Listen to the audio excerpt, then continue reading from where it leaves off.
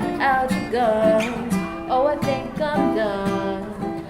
In this time that we live in, things pertaining to faith and sanctity are receiving a bit of a hammering. So, we were really glad and happy to be exploring Islamic architecture with our local community. The Arabic word Mashrabiya refers to a screen, which is an architectural feature on buildings, particularly in hot desert climates, to shield from the sun while still allowing cool air to enter and circulate. Taking this idea as a starting point, the Mashrabiya project has been about offering a glimpse into sacred spaces in Australia and around the world. The project aimed to use art to show what places of gathering and sanctity mean to communities. Presented as part of Mashrabiya, the Building Faith Lectures brought together artists, architects and researchers to discuss sacred architecture and its importance to the community.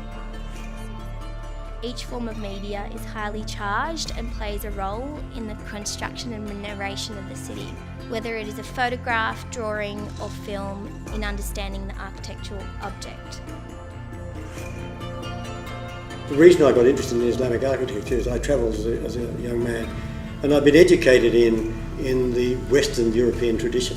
And suddenly I was confronted by an architecture that I honestly didn't understand. So I spent some time trying to understand it.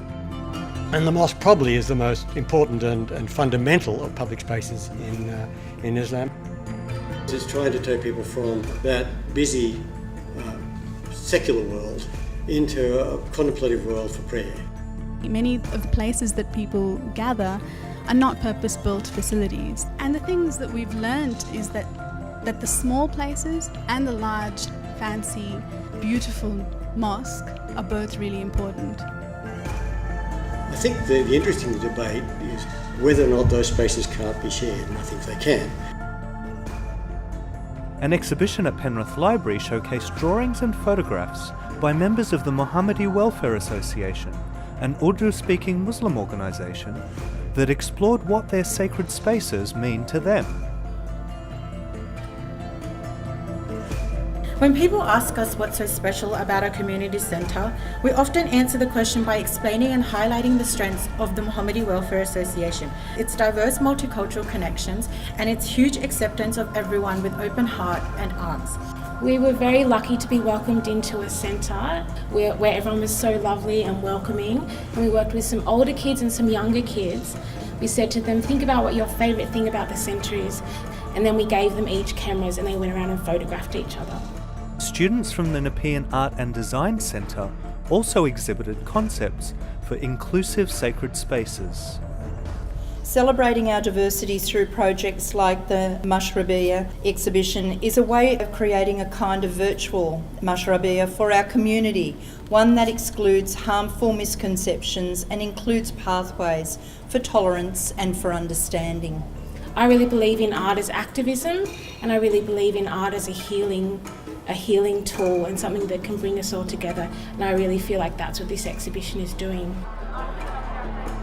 Pamela Maldonado and Hussein Nabil worked with students from Sir Joseph Banks High School to create artworks and architectural designs that explored what inclusive sacred spaces could look like. We took design principles from the spaces that they thought they loved. I created this artwork by starting off with a sketch with a place that I feel comfortable in, and it was actually just a sketch of a chair in a park with a tree, and I ended up designing this.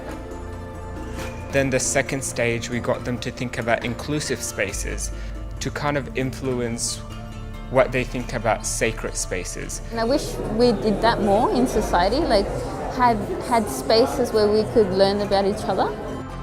I think everyone associated with this has come away just going, whoa, how did those kids do that? Amazing work, and it's not rocket science. You bring really good artists to work with young people, and you give them the freedom to explore their ideas, and then you get works like this. I was never good at art and I never picked it as a subject, but I got to try something different with a nice group of people. So this is a fantastic event because it really showcases where Sydney can be in the future and the inclusiveness of Sydney. I think that's the message of this project, that if we can all just imagine the next step, it could happen. So this is my little dream.